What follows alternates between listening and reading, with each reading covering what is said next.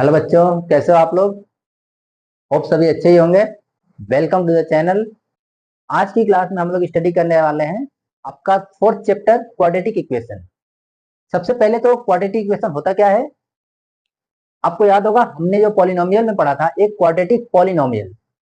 वो क्या था, जनरल फॉर्म जो था क्वाड्रेटिक पॉलिनोमियल का, p x is equal to a x square plus b x plus c, यही था।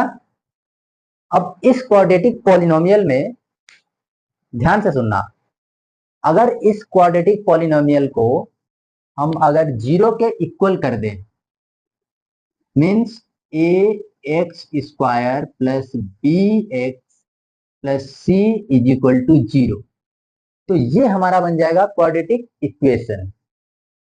क्वाड्रेटिक का मतलब आपको बताया था ना मैंने, पॉलिनोमियल में हमने क्वाड्रेटिक का मतलब जाना था। क्वाड्रेटिक मीन्स स्क्वायर, मतलब पावर टू। आपके सिलेबस में जो क्वाड्रेटिक इक्वेशन है उसका जनरल फॉर्म यही है, a x square plus b x plus c is equal to zero. ये हमारा क्वाड्रेटिक इक्वेशन है। आपके सिलेबस में जो क्वाड्रेटिक इक्वेशन है वन वेरिएबल में ही है, जैसे कि हमने पॉलिनोमियल्स भी पढ़ा था सिंगल वेरिएबल में, सेम उसी तरह आपका जो क्वाड्रेटिक इक्वेशन है ये भी एक वेरिएबल में है, मीन्स वेरिएबल एक्स में होगा।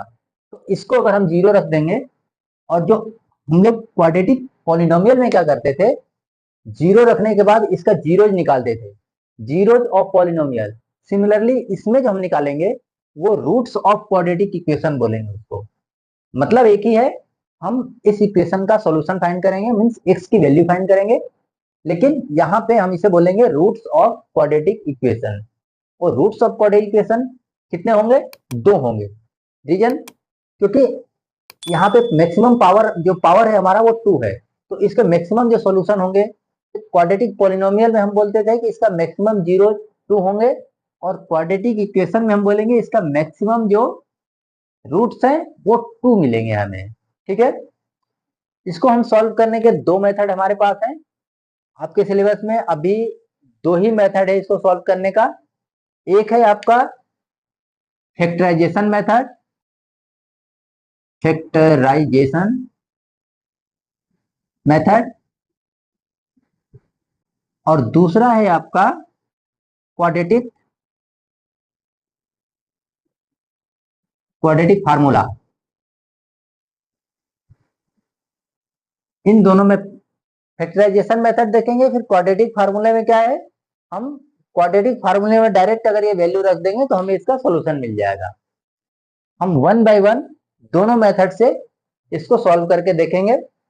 ओके, अब हमारे पास क्वाड्रेटिक इक्वेशन की जनरल फॉर्म है a x square plus b x plus c is equal to zero. ये आप याद रखना, जिसमें से एक कंडीशन हमारा है a is not equal to zero.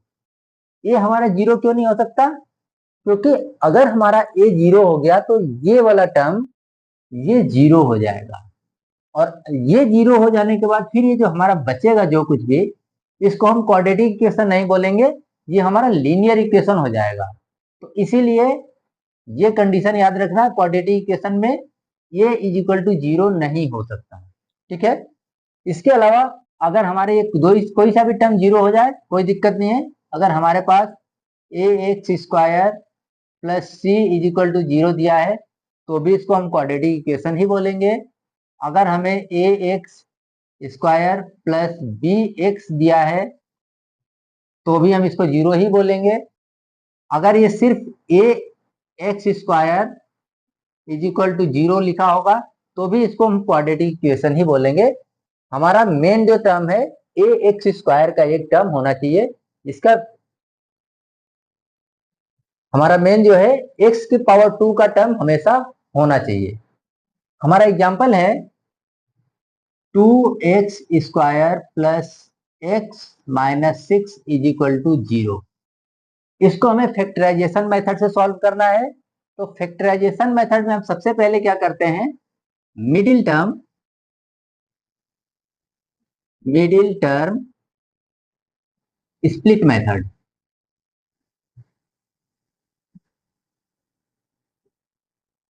Quadratic equation को सॉल्व करने में सबसे इंपॉर्टेंट वर्क यही है कि इस मिडिल टर्म को स्प्लिट करना दो पार्ट में। हम मिडिल टर्म को स्प्लिट कैसे करेंगे, देखिए सबसे पहले 6 और 2 का मल्टीप्लाई करेंगे, ये हमारा 12 आ जाएगा। साइन का ध्यान रखना है, ये माइनस का 12 होगा। ओके, अब इस 12 का प्राइम फैक्टराइजेशन निकालते हैं।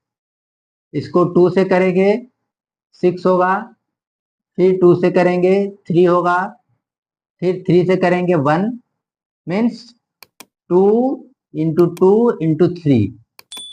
अब हमें 2, 2 एंड 3 को इस तरह स्प्लिट करना है, ऐसे अरेंज करना है कि इसका मल्टीप्लीकेशन तो हमें 12 मिले, -12 मिले, मल्टीप्लीकेशन हमारा -12 मिले, और इसका एडिशन जो है हमें 1 मिलना चाहिए, जो यहाँ x का कोफिशिएंट है। हमें इसको इस तरह अरेंज करना है कि इसका जो प्रोडक्ट है वो -12 मिले एंड सम जो है हमें 1 मिले। अब इन दोनों को हम यूज करके कर सकते हैं, हमारा 4 एंड 3, ये दोनों ऐसे टर्म्स हैं जिनको हम प्लस करेंगे तो हमें 1 मिल सकता है, और इन दोनों का अगर मल्टीप्लाई करेंगे तो हमें 12 भी मिल सकता है। ठीक है, मिडिल टर्म को हमें किसमें स्प्लिट कर सकते हैं, 4 एंड -3। तो अब इसको हम लिखते हैं, ध्यान से देखिएगा, यहाँ 2x² plus 4x minus 3x-6। हमने इसी को स्प्लिट किया, 4x minus 3x is equal to 1 मिलेगा हमें, and 4 into -3 is equal to -12 मिलेगा, जो हमें चाहिए था, इज इक्वल टू 0। यहां से हम कॉमन ले लेते हैं, 2x कॉमन लेंगे तो हमें हमारे पास क्या मिलेगा, x प्लस 2। यहां से अगर हम -3 कॉमन ले लेंगे तो हमारा क्या मिलेगा, x प्लस 2। एक चीज का ध्यान रखना, अगर आपने मिडिल टर्म को सही सही स्प्लिट किया होगा, अगर आपने इसको सही सही स्प्लिट किया होगा तो आपको ये दोनों इक्वल मिलेंगे। x प्लस 2 हमें कॉमन दोनों टर्म्स में बराबर मिलेगा। अगर ये इक्वल नहीं आ रहा है दोनों, तो आप समझिए कि आपने ऊपर कहीं गलती किया है, उसको रिचेक कर सकते हैं। ठीक है, अब देखिए इसको फिर से हम x प्लस 2 कॉमन ले लेते हैं, x प्लस 2, देन हमें मिलेगा 2x minus 3 is equal to 0। अब यहां ध्यान दीजिए, हमारा ये दो प्रोडक्ट है, x प्लस 2 इंटू 2x माइनस 3, ये अब इज इक्वल टू 0 आ रहा है। ये हमारा 0 कब हो सकता है, या तो हमारा ये टर्म 0 हो या फिर ये 0 हो, दोनों में से एक अगर कोई भी 0 होगा तो हमें रिजल्ट जो है इन दोनों का प्रोडक्ट 0 मिल जाएगा। ठीक है, तो एक बार हम क्या करेंगे, इस वाले टर्म को 0 रख देंगे, दूसरी बार हम इस वाले टर्म को 0 रखेंगे, तो 2x minus 3 is equal to 0। तो यहां से हमें x इज इक्वल टू मिल गया 3/2। एक हमारा सॉल्यूशन ये मिला। दूसरी बार हम क्या करेंगे, x प्लस 2 को 0 रख देंगे, x प्लस 2 इज इक्वल टू 0। तो हमारा x इज इक्वल टू यहां से क्या मिल जाएगा, x is equal to -2। Clear, समझ में आया? देख लेते हैं क्वेश्चन को एक बार और। इसको हमें मिडिल टर्म को स्प्लिट करना है फैक्टराइजेशन मेथड में। मिडिल टर्म को स्प्लिट करने के लिए हमने इन दोनों का मल्टीप्लीकेशन किया, -12 आया, -12 को प्राइम फैक्टराइजेशन मेथड से हमने फैक्टर्स निकाले, तो हमें जो 2, 2 एंड 3 मिला जो फैक्टर, उसको हमने इस तरह अरेंज किया कि प्रोडक्ट जो है -12 आए एंड इसका सम जो है 1 आए। तो इसको स्प्लिट करने के बाद हमें ये टर्म्स मिले, यहां हमने एक बार इसको 0 किया, एक बार इसको 0 किया, तो हमें ये रिजल्ट मिल गया। हमारा जो क्वाड्रेटिक फार्मूला होता है, क्वाड्रेटिक फार्मूला है वो है x is equal to minus b plus minus under root में b square minus 4ac divided by 2a। ये फार्मूला बिल्कुल याद कर लीजिएगा। यही इस मेथड से सॉल्व करते हैं हम दूसरा। अब जो हमने एग्जांपल लिया था आपको एक बार देखिए। हमारा क्वाड्रेटिक इक्वेशन है 2x² plus x minus 6 is equal to 0। अब यहां से a एंड b की वैल्यू हम कंपेयर कर लेते हैं, कितनी है। a is equal to 2, b is equal to 1 and c is equal to हमारा 6। ये है माइनस का 6। साइन हमें हमेशा ध्यान रखना है। तो ये अब देखिए जो हमारा फार्मूला है उसमें फार्मूले में इसकी वैल्यू पुट करते हैं। -1 प्लस माइनस 1 का square minus 4 into 2 into -6 divided by 2 into 2। Solve करेंगे तो आगे क्या मिलेगा, -1 प्लस माइनस, अब यहां पे स्क्वायर करते हैं 1, इन तीनों का मल्टीप्लीकेशन कितना होगा, +48 डिवाइडेड बाय 4। अब आगे देखिए x is equal to -1 plus minus 48 and ये 1 49। 49 किसका स्क्वायर होता है, 7 का। तो 7 डिवाइडेड बाय 4 क्या मिलेगा, यहां पर देखिए। अब यहां पे फार्मूले में -1 तक ठीक है, एक बार प्लस है एक बार माइनस है। तो हम भी x की जो दो हमें रूट्स निकालने हैं, दोनों रूट्स के लिए क्या करेंगे, एक बार प्लस करेंगे एक बार माइनस वाला साइन लेंगे। तो एक बार x is equal to -1 plus 7/4, यहां से मिलेगा हमें 6/4 यानी कि 3/2।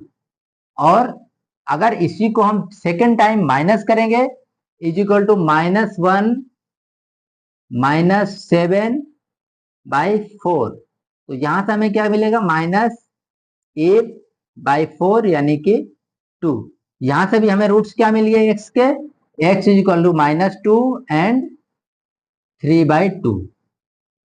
ये हमारा आंसर हो गया। क्लियर है। एक और एग्जांपल लेके देखते हैं। क्वाड्रेटिक इक्वेशन है हमारा 3x² minus x minus 2 is equal to 0। अब यहां पर a इज इक्वल टू क्या है, 3, b is equal to -1 and c is equal to -2।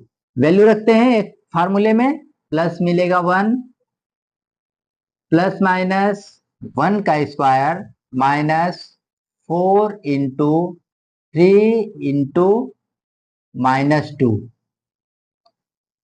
Divided by 3 into 2। अब हमें क्या मिलेगा यहां से, x is equal to 1 plus minus 1 plus 4 into 3 into 2 24 divided by 6। देखिए 1 प्लस माइनस 5/6। ठीक है। अब सेम यहां पर भी हम क्या करेंगे, x के लिए एक बार प्लस ले लेंगे एक बार माइनस ले लेंगे। तो हमें एक x इज इक्वल टू क्या मिलेगा, x is equal to 1 plus 5/6 यानी कि 1। और दूसरी बार मिलेगा हमें x is equal to 1 minus 5/6।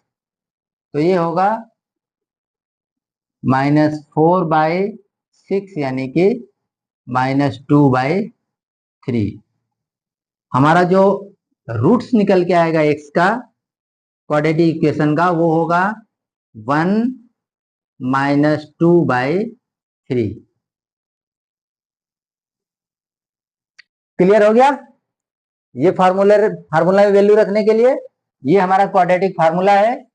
यहां पर हमने सबसे पहले ए एंड बी एंड सी को हमने क्लियर कर लिया कि हमारा कौन सा ए एंड बी कितनी वैल्यू है।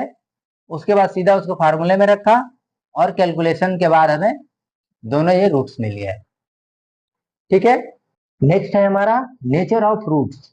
नेचर ऑफ रूट्स, जो हमारे क्वाड्रेटिक इक्वेशंस के नेचर होंगे रूट्स के, वो क्या क्या हो सकते हैं। हमारा जो इक्वेशन का जनरल फॉर्म है a x square plus b x plus c is equal to 0, तो यहां से हमारा d इज इक्वल टू होता है बी स्क्वायर माइनस 4ac। इसको याद कर लीजिए। अब अगर हमारा d इज ग्रेटर देन 0, इस केस में क्या होगा, there will be two distinct real roots. d is equal to 0, then there will be only one solution. उसके बाद d यदि निगेटिव होता है, negative means less than 0, then इस केस में क्या होगा, there will be no solution. No solution, या बोल सकते हैं no real roots. No real roots. Okay students, अभी तक अगर आपने चैनल को सब्सक्राइब नहीं किया है तो चैनल को जरूर सब्सक्राइब कर लें और अपने सभी फ्रेंड्स के साथ, अपने क्लासमेट्स के साथ इस वीडियो को शेयर जरूर करें। All the best, good luck.